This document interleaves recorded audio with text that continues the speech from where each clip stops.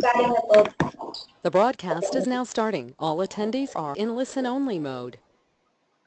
Good afternoon, everyone, and welcome to today's webinar. This is the final in our Autism Awareness Week lunchtime webinar series. Today's webinar is called Autistic Voices in Research. Webinars have been held each day this week to raise awareness and understanding about autism and to share some of the Autism CRC's latest research and outcomes across the three programs, being diagnosis, education and adulthood. Today's webinar looks at the engagement of autistic adults in our research. But before we get started, we'd like to go over a few items so you can participate in today's webinar. We've taken a screenshot example of the attendee interface. You should see something like this on your own computer desktop in the upper right corner. You are listening in using your computer speaker system by default. If you would prefer to join over the phone, just select telephone in the audio pane and the dial-in information will be displayed. You have the opportunity to submit text questions to today's presenters by typing your questions into the questions pane of the control panel. You may send in your questions at any time during the presentation. The staff sitting here next to me at head office will collect these and select some for me to ask of the panellists at the end of their presentations. So we might move on by introducing today's panellists. Our first panellist is Dr. Emma Goodall. Emma is the Senior Advisor in Autism for the Department of Education and Child Development in South Australia. This role enables Emma to combine her lived experience of Asperger's with her academic and professional qualifications, as well as her experience in teaching students on the spectrum. With a Senior Advisor role, Emma is working with schools and students to research particular whole school supports to increase effective inclusion and the learning and engagement of autistic spectrum students. Outside of this work, Emma is an author with 2 books published in March this year. Emma is on the Executive Committee of the Australian Society for Autism Research, as well as the Autistic Self-Advocacy Network of Australia and New Zealand. She was part of the inaugural Research Academy run by the Autism CRC. Okay, moving on to panellist number 2, Dr. Wen Lawson. Wen is a highly accomplished psychologist, lecturer and author. He is so accomplished I can only name a few of his career highlights, but you can read more about Wen at his website. That is wenlawson.com, WENNLAWSON.com. In brief, Wen has been a keynote speaker at many conferences and has received a number of highly distinguished awards, including the the Australian and Pacific Autism Award, and he was a finalist for Australian of the Year. Wen had a long history of misdiagnosis and was formally diagnosed as being on the spectrum at 42. His lived experience is also informed by having a child and a grandchild on the spectrum. His life and extensive work have been the subject of several TV shows, including the 7:30 Report, and he has been featured on the ABC in Australia and the BBC. We're thrilled to have Wen as a CRC participant and as a project team member in the Academy. Our third panellist is Richard Johnson. Richard is a self-diagnosed proud autistic man, but he was formally diagnosed in his early 40s. Richard is the father of 2 autistic children and 1 non-autistic child. He describes his life as a misadventure, living life something like an alien in exile with an ever-present knowledge of being somehow different, but not having the insight into how and why. Richard's ventured onto a journey of discovery that led to diagnosis after his children. He finally took the hint from his wife that perhaps the apples don't fall too far from the tree. During that journey, Richard started a blog called Neurotypical No Way. You can access this blog at www.ntnoway.com. The name of the blog really matched his underlying knowledge at the time. that he wasn't sure who he was, but that he was in no way neurotypical. Richard later started a Facebook group called Proud Autistic Living and renamed his blog to match. Richard is also a graduate of our Research Academy and a co-producer of our Visual Dictionary project. Richard is 100% convinced that being autistic is different, not less. Okay, so now it is time for me to ask our panellists some of the questions that we have prepared. During this time, you in the audience can type in any questions and they will be collated and put to the panellists at the end of the session. So my first question is to Emma. Emma, can you tell us how you've been involved with the Autism CRC to date? Yes, and apologies for the buzzing. My computer makes a buzzing noise. I have been involved with Autism CRC in two main different roles. So one of them was with the Research Academy, and the other one is as a reviewer for applications that come in. So when people send in project applications for grant money, to have a look at those, and compare them to the rubric and provide feedback. And with the Research Academy, I was invited as one of the few people that was both autistic and a researcher, so it was very interesting and one man. Great, thank you, Emma. Emma, can I ask you just to mute again? Thank you. Wen, can I ask how you've been involved with the Autism CRC to date? Yes. Initially, I was contacted in January 2015 to be involved with the Autism CRC Research Academy project on a sort of advisory team. And then later, so that meant working together, setting up the academy and arrangements for what we would be looking at and taking part in teaching during the academy week, etc. And then after all those things, was also involved in some of the consulting about projects that were being put up to be funded. So like a reviewing process, and then and also of course the Visual Dictionary, and mutual support with various other people that we've come to know since the time of the Academy last October. So I think that's about it, really. Thank you, Wen. Richard, can I now ask you how you've been involved in Autism CRC to date? Sure. I'm not sure exactly where I came across it initially, but it was online. I saw something about the Research Academy advertised somewhere and had a look and sent off an email saying, oh yeah, well, this sounds a bit interesting, I'd like to be involved, this is who I am, and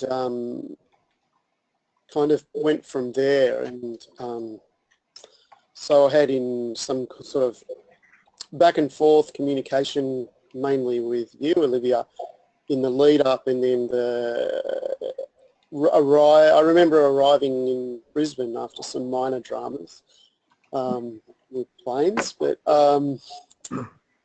and just really in a state of, I don't really know much about this Autism CRC, but what I do know seems pretty positive and different to other research stuff that we often see when it comes to autism research, and actually seems interested in what autistic people actually have to say about that and how it impacts them, rather than just them being passive recipients of research or subjects of research. And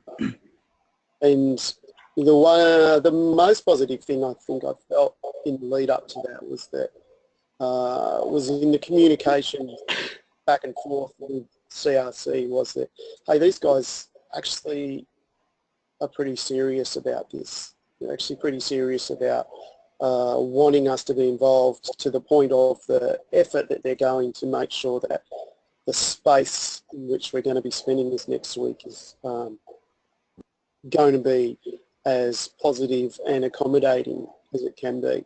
And so I arrived in Brisbane, here we go, let's go, what's going to happen? And that was an amazingly positive experience overall.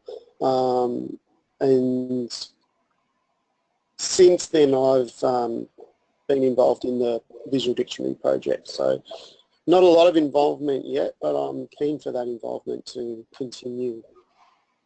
Thanks, Richard, and it will. Thank you. So I might ask the second question of our panellists now. Emma, why is research into autism important? I think that research into any area of the world that we don't know a lot about is a worthwhile endeavour. I think that because the autism spectrum manifests in ways that make life difficult in some aspects, it's worthwhile to research how to improve life for us, and how to help us live as well as we can live. And that's where I would like to see the majority of research directed. And I think that an important part of that is about having holistic input into not just how research is conducted, but what research is done as well. Thank you, Emma. Thanks for your insight there. Wen, why do you think research into autism is important? I've got a number of reasons. One is that at least one child in 58 will be living as an autistic individual, and life for them, their families and those connecting to them will be unlike life for non-autistic individuals. So what might work in education, in employment, leisure activities for non-autistic people might not work for those of us who are autistic. So research is useful in helping us explore what might work and what we might need to weed out that doesn't. I've also got research as the foundation we can use to support interventions and activities in autism. It tells us what we can trust, what resources we might be using that are tested and tried according to the research, so that we're not, this is a metaphor, so that we're not barking up the wrong tree, which just means so we're not making the wrong choice, really. And research needs to extend across the years, across the population, because individuals are so different, and across time, because what works for one person might not work for another. Even if it worked at one time in their life, it might not work in the future. And of course, research uncovering what works for children also needs to explore what works for adults, because we're very different as autistic adults to autistic kids. And then the last one I've got is research also needs to explore autism according to gender. Females on the spectrum have traditionally been left out of the equation for far too long. Studies on males on the spectrum may not represent females on the spectrum, and this needs to change. So those are 4 areas in particular, really. That's great. Thanks so much for that, Wen. And it is encouraging to more and more see research into girls on the spectrum as well. So I hope that continues. Yeah. Richard, second question to you. Why is research into autism important? I think for me, I guess as the non-academic on the panel, the importance is kind of a more, I guess it's a more macro kind of thing than the important things that both Wen and Emma have said. But I think I kind of look at it a bit like what I've seen where from being a child on the spectrum. That's one of my autistic girls. Say hi, Bonnie. Daddy. That was Bonnie. For me, growing up was kind of like walking through a haze of not being clear about anything other than that I didn't quite fit. And in a lot of ways, it wasn't a very fun existence without kind of going into woe is me. But I have a 22-year-old autistic child and a 10-year-old autistic child, and their growing up has been markedly different, and even there's been difference between for them. And I think a lot of that can be put down to the fact that research has informed what we know about autism. And as we know more, that becomes an evidence base for which we can talk about autism, and for which we can then look at how is life for an autistic person. What are the things that we know about autism that can be of benefit in both our understanding of autistic people and their understanding of themselves. And from there, in order to continue along that path, that children that are born today and in 10 years and in 10 years and in 10 years, that their lives are continually improved, so that they don't experience a life as children growing up in a haze, and then as adults in a state of kind of enforced ostracisation. Is one of the very troubling statistics is the high percentage of autistic adults that are unemployed and unable to access work opportunities, not because they're not capable of completing jobs, but because they're not able to manage the sensory and social environment, or to negotiate even the getting into the door because of the social contract that needs to be gone through. And so I think research is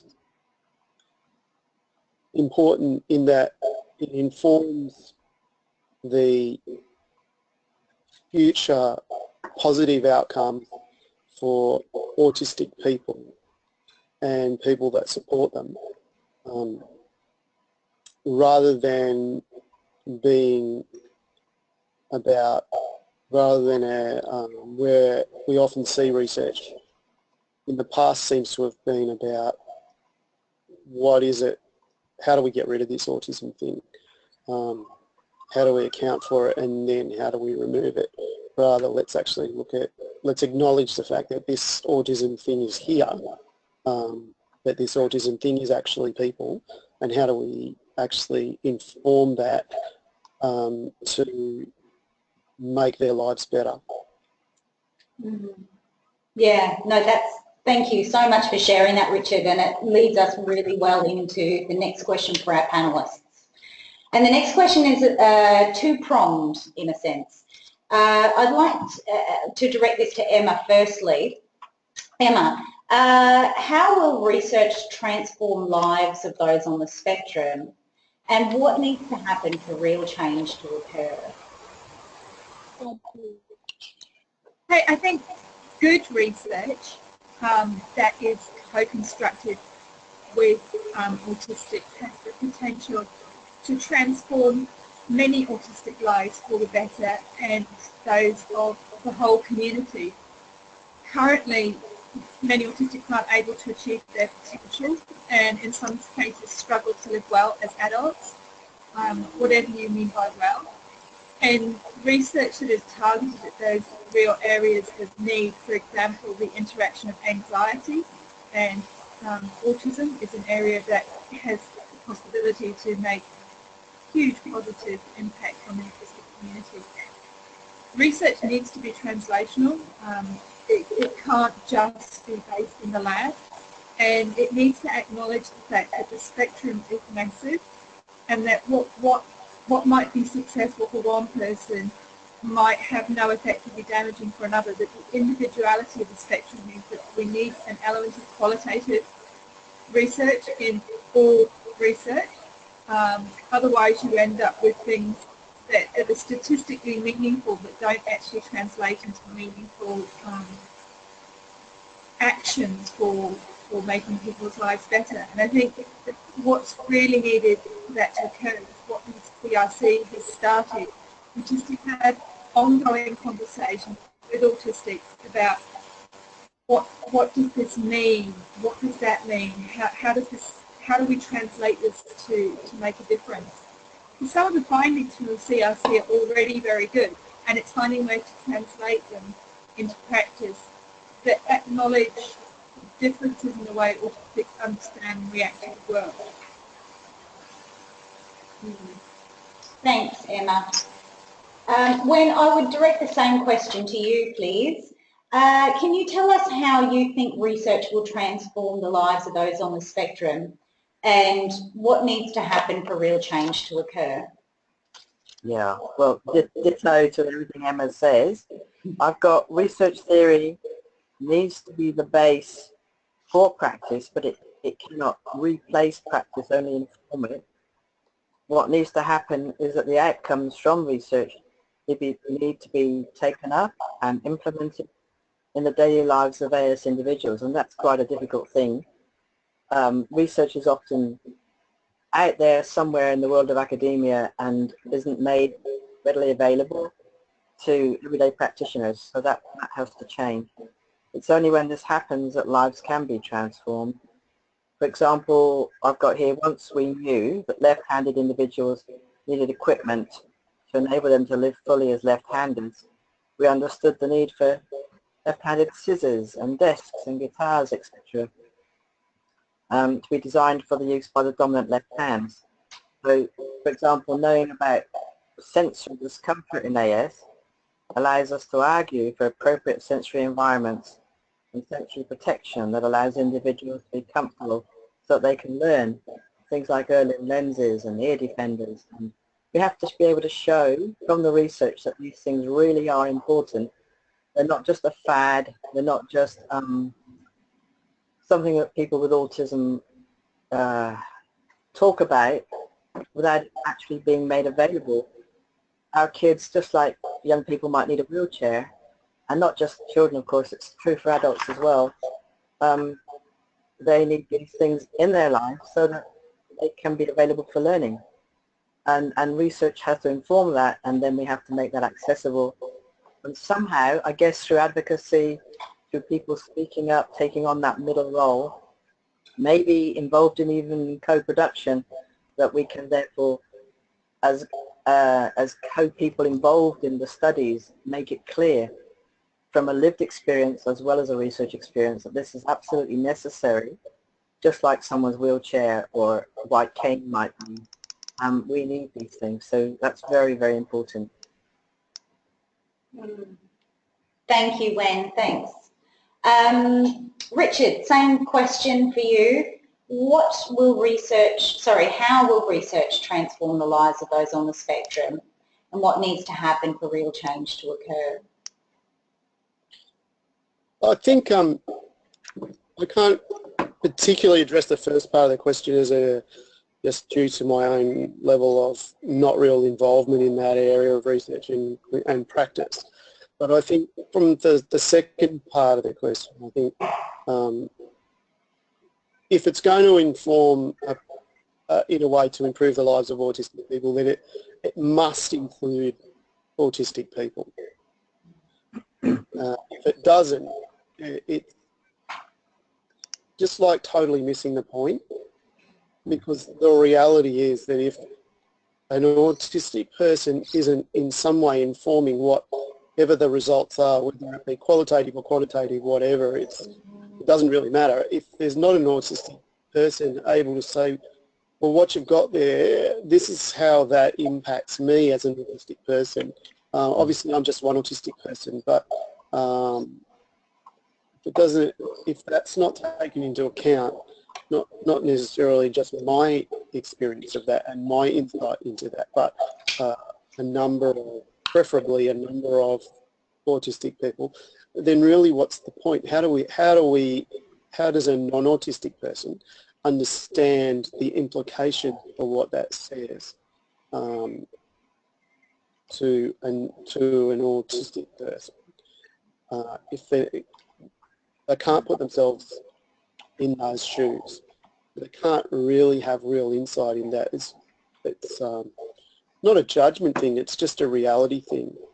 It's not a, well, you're not autistic, so you don't know, you're inferior in that. It's, well, you're not autistic because you're just not. Just as I'm not neurotypical, I'm not non-autistic and I can't relate to life. I can't relate to anything as a non-autistic person. It's just the way it is.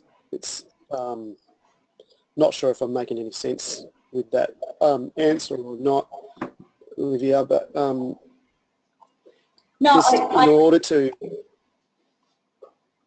order to be effective and improve our lives, needs to have input and preferably partnership with us. We need to go beyond being subjects or participants of research as far as answering a survey or having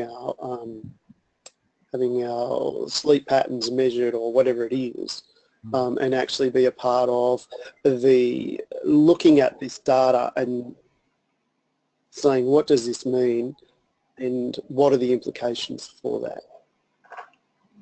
I hope that makes some sense. absolutely. Richard, thank you for sharing that with us. And it's been wonderful to have worked with you personally on quite a few projects to get you involved in those and helping us make decisions on what to do with research and how to actually do it. It's been wonderful. Thank you. Okay, back to Emma for the next question, and this is our second last question. Emma, can you tell us what research topics you're particularly interested in or that you're working on at the moment? Right, well, I'm working on some research around interoception, so that's the awareness of your internal body state, and doing some research in schools around that and looking at how that impacts, when we teach interoception, how that impacts engagement and connection to self and connection to others, and ultimately learning and well-being. I guess my interests are very much around well-being of people on the spectrum. I find it very sad that people are so negatively impacted by mental illness in the autistic community, that we have a higher proportion of people who experience mental illness. And I think that there are a number of reasons why, and that these really needs to be researched to see how we can change that. What are the strategies that we can do that can improve the lives of people so that they don't disproportionately suffer from mental illness? Because I don't think it necessarily has to occur. I don't think it's part and parcel of being autistic. I think it's part and parcel of being autistic in a world that isn't necessarily supportive of autistic. And so if we can find the right supports, then we can manage that much better. Yeah. Thank you very much. Can I just field a question that's come in from somebody asking a question online? They have asked, what is the visual dictionary? And I'm sorry, I probably should have spoken about this a little bit earlier. In October last year, the Autism CRC brought together 14 autism researchers and 14 people on the spectrum. We brought them to Brisbane for 1 week to host a workshop.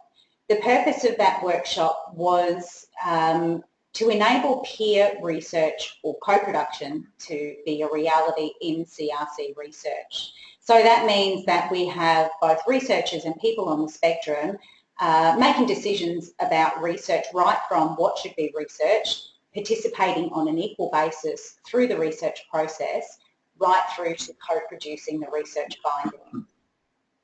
As one of the culminating activities of the Researching Autism Together workshop, or the Research Academy, was the production of a visual dictionary.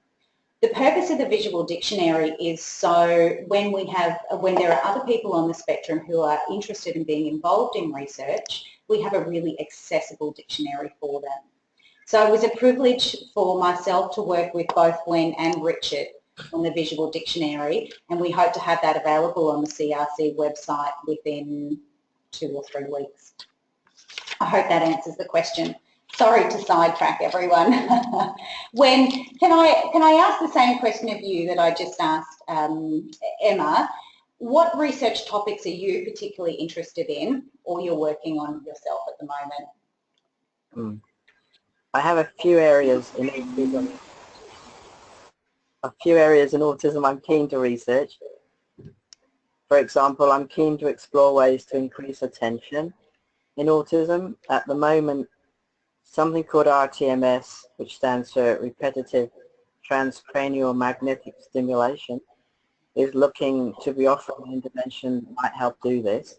So I'm quite keen. I've been involved in some of the trials with RTMS, and I'm keen to explore that more.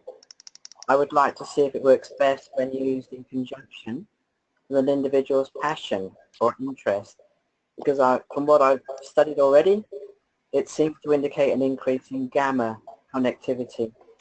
Outside of interest, we know that in autism, gamma appears to be in excess, which means it can't do its job properly. So something that can actually take hold, increase attention, and then make what we notice appropriately available to us, so we can make judgments in the social world, in in connection with our own understanding of what's happening for ourselves, the inner workings of self, as Emma was talking about.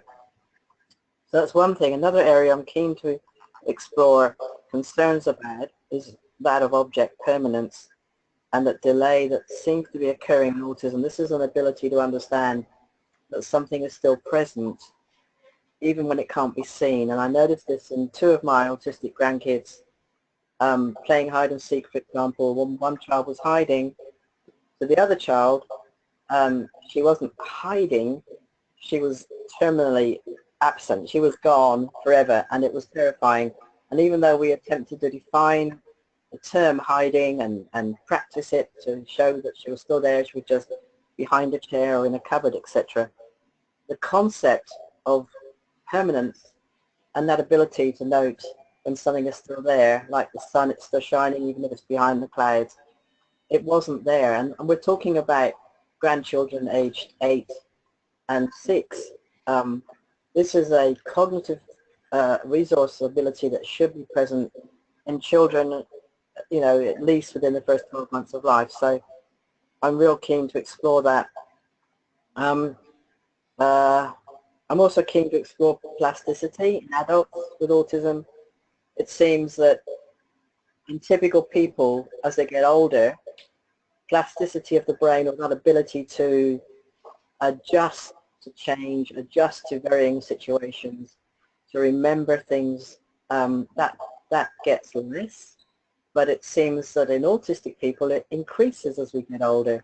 We're more likely to recognize faces as we get older, etc.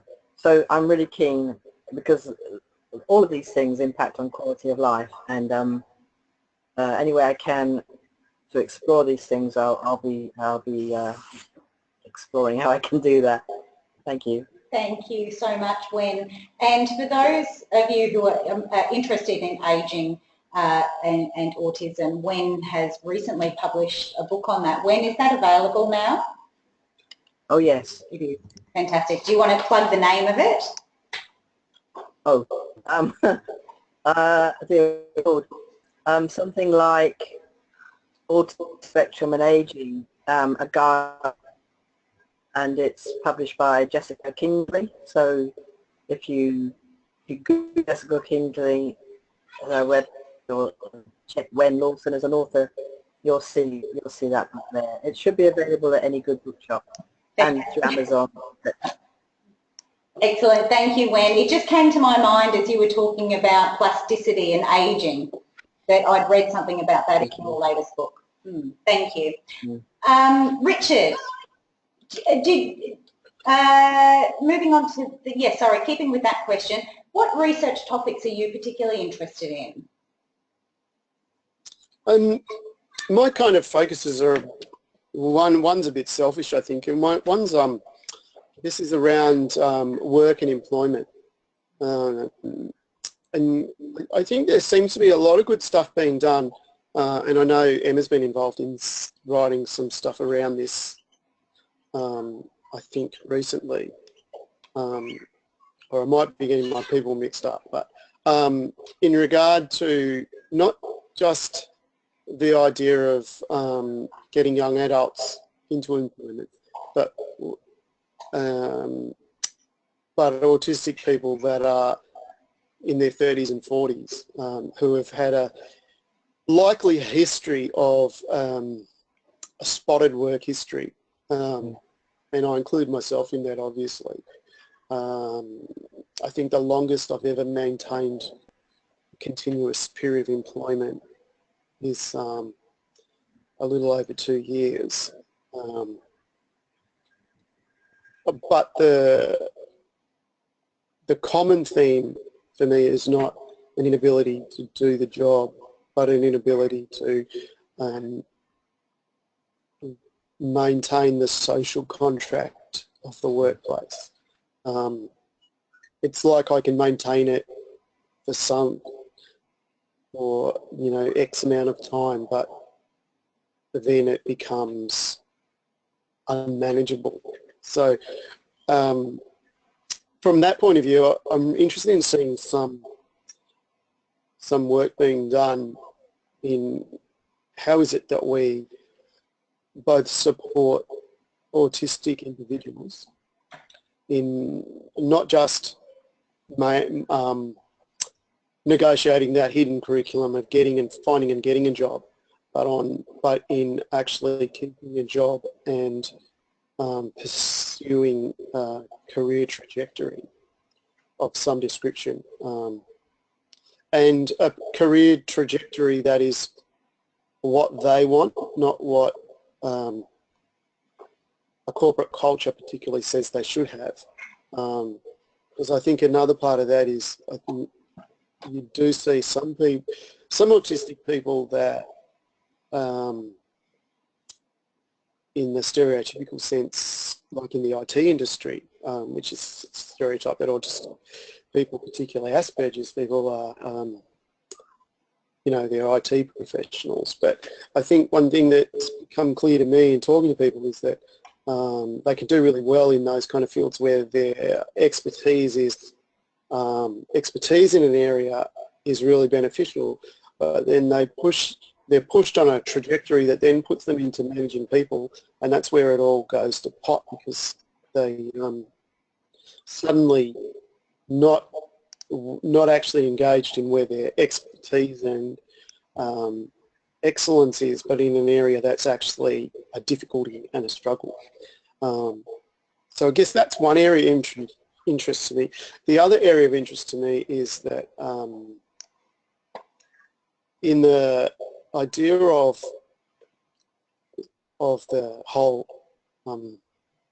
invisibleness of autistic adults, and the lumping of them either as kind of savants, like the whole Rain Man kind of stereotype, or the computer genius Bill Gates, or Steve Jobs kind of stereotype on one end, or the totally can't function, must have to live life in a group home or kind of thing. To move beyond that and actually think about, we have a high proportion of autistic people that are considered to be intellectually disabled. How do we make life options for them that are valid, fulfilling, and accessible? And for example, just from the point of view of research, the CRC is obviously doing a great job, I think, in making involving autism.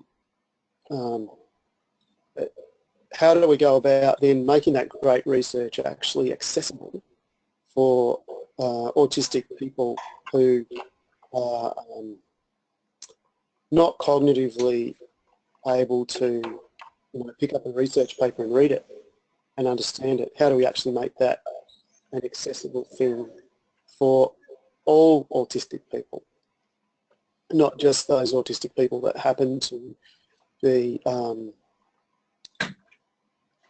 able to pick up an academic piece of work and access it that way.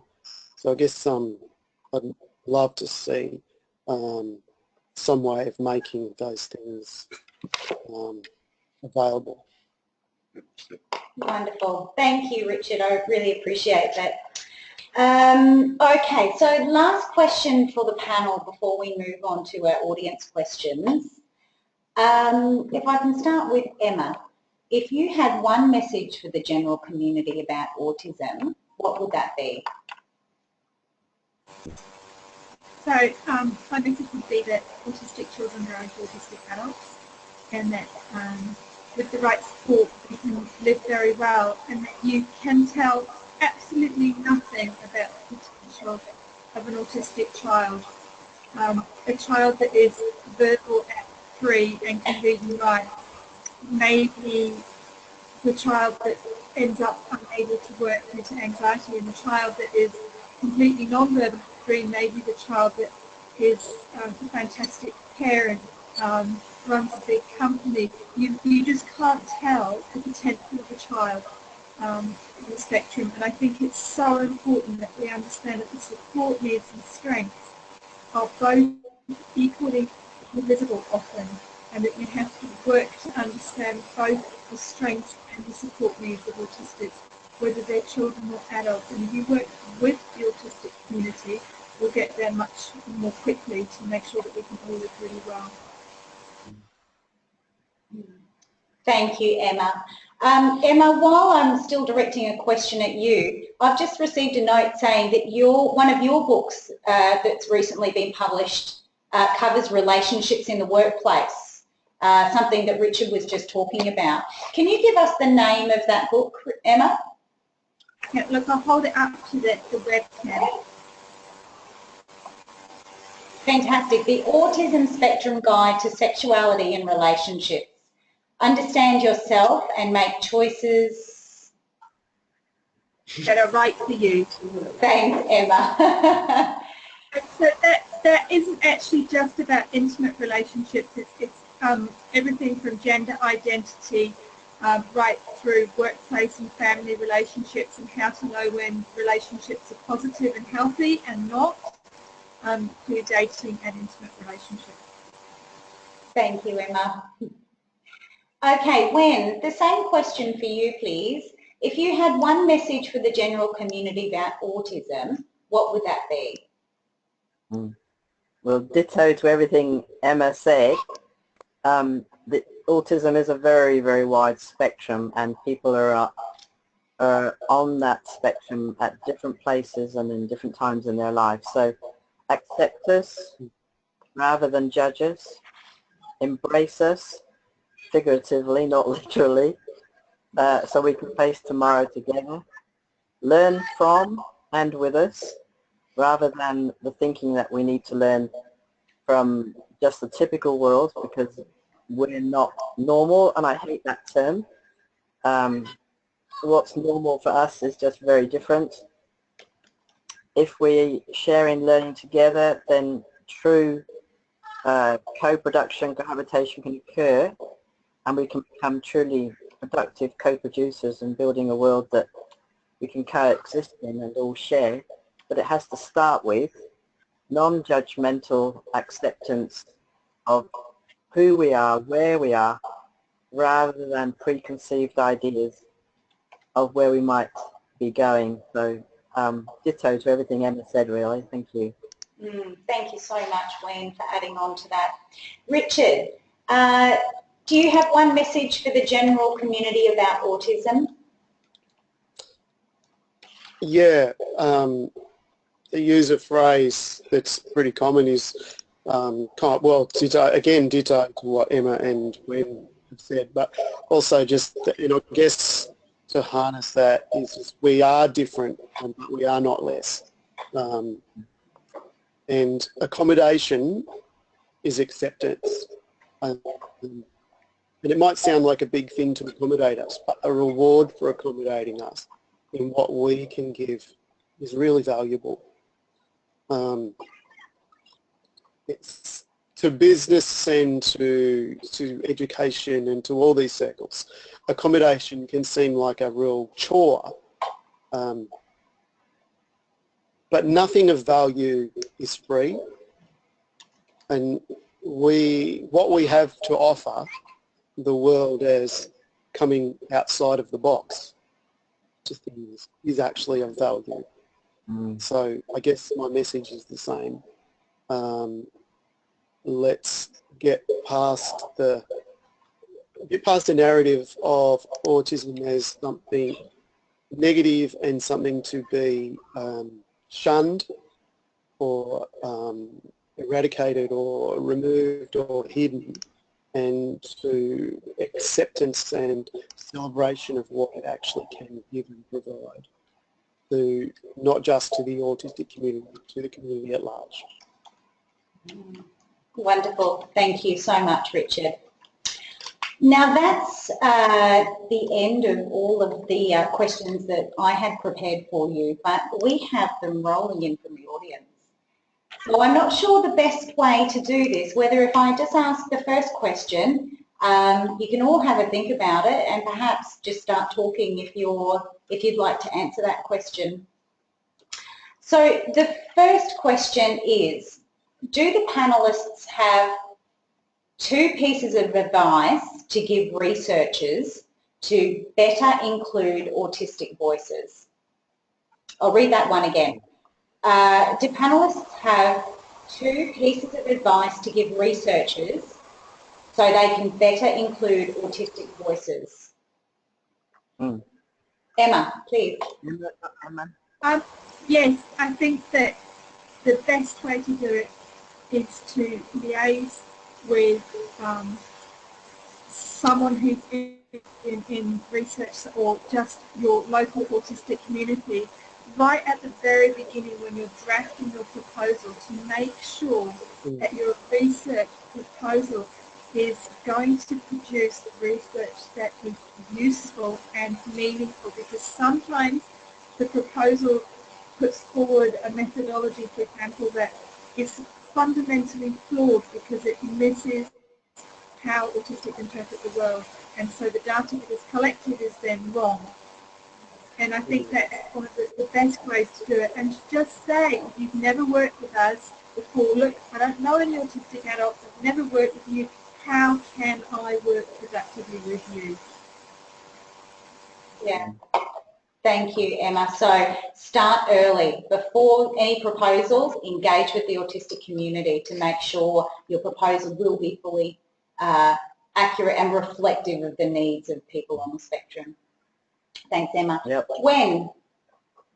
I just wanted to add that understanding us as autistic people means any proposal that you put across and engaging with us as participants or co-touch people in the process has to be put across in a way that makes sense to us. So sometimes a person needs a lot more visual support. Sometimes it has to be done via technology. So finding out, once you've gone through the steps as Emma suggested, you need to then explore, how can I make this accessible to the individuals I'm aiming it at? Quite often people go through parents or teachers, but if you want to engage with the autistic people themselves, for us ourselves, especially for people that are non-verbal or, excuse the terminology, who don't use language in the way that we do, then it needs to be put across in ways that they can relate to. So you need to take a bit of time to find out who your audience is, how they're learning, how they're responding, what will make something accessible for them. Thank you, Wen. Yeah. Any other advice from any of our panellists? The only thing I'd say really would be, other than to totally agree with what Emma and Wen have said, to say, if you're wondering, ask. Yeah. Thank you. Okay, we'll move on to one of the other questions that's come in from the audience. And again, I'm not directing this to anyone in particular, so please feel free to answer if you wish to. The question is, how do we shift researchers' attitudes from tokenism to meaningful participation? Absolutely. I think that the main way that will shift is by researchers talking to each other and understanding the benefits of co-production and co-construction of research. The initial part of engaging with the autistic community is, as Wayne suggested, sometimes take time and it may be effort. However, your research is going to be more accurate, more meaningful and more easily translatable. So the benefits and the quality of your research are going to be significantly improved if you do co-construct and co-produce. But that is going to need to be researchers talking to each other and saying, hey, you know, I did that and actually it was a really good idea. Because us saying it's a really good idea is not going to be the same as you and your own communities talking to each other and going, yeah. But on a purely financial matter too, you're more likely to get a grant if you're actively involved with seeking from the CRC. Yep. Yeah, I think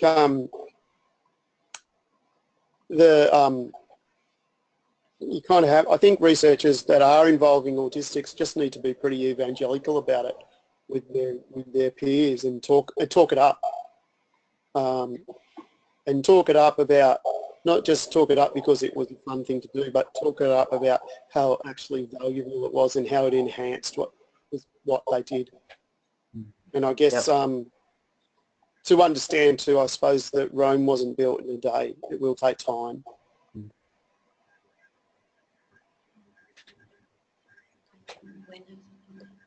Wen, did you want to add something in there? I think that's it. I think they've said it. And as another question that's come in from one of our audience is, when we're talking about those researcher attitudes, shifting them from tokenism towards meaningful participation, another question that came in very similar was, how do autistic people change these attitudes? We're working on it. I think there is a key aspect to that, which is that we're a community that has been researched on and about for so long that there is an inherent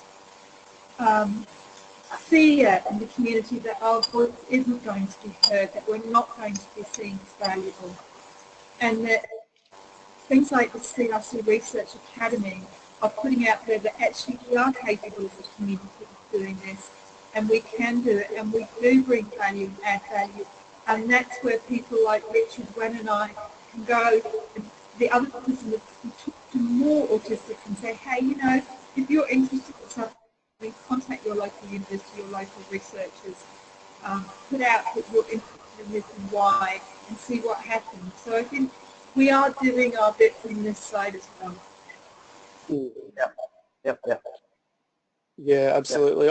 I know I often experience just a general, within the community, a general kind of negativity towards the idea of research because of what Emma was talking about, I think, and because of the negative narrative that is out there about always so much research being focused on finding a cause and a cure, and particularly when it has come to genetic stuff, and there's a kind of idea out there that if anything that's research into genetics is actually research that's looking to find a prenatal test that will actually, so that the natural kind of assumption there is that, oh, they're trying to get rid of us. So I think there's that kind of general initial standoffish and unfortunately that's been perpetuated by some particular large autism organisations around the world, and not just the one that automatically springs to mind. It's not the only culprit in that regard. And I mean, I think we even saw something of that happen in recent weeks with the release of the media releases about the biobank. In the way that was reported was totally not what it was about, totally contrary to what it actually said. You actually went and looked at the CRC website and looked at the information about the biobank, totally not what was reported. But unfortunately, I think the community has an understandable, I think, given past history, guardedness about research in general, and I think that's what autistics need to understand, or have been involved in organisations like CRC and others that are looking at, that are wanting to do co-production, that are wanting to do research that is actually targeted to be of benefit, need to be evangelical also about it and saying, no, this is not the big bad meaning trying to get rid of us. This is actually trying to help us. It's trying to make our lives better. Thank you. Thanks everyone so much for sharing. We've only got a couple of minutes left, so I think at this stage I need to thank you all for sharing your work today and your thoughts, and thanks also to the audiences. We're really pleased to have the opportunity to share our work with you every day this week as we look forward to our common goal of transforming the lives of people living with autism. If you'd like to know more about the Autism CRC's work across the lifespan, you can visit our website, which is available at autismcrc.com.au. You can also sign up for our news, our research updates, and even participate in some of our studies. You can like us on Facebook or Twitter, and our handle is @autismcrc. Thanks again to our panellists and to all of our audience. Have a great day. Bye for now. Bye. Thank you.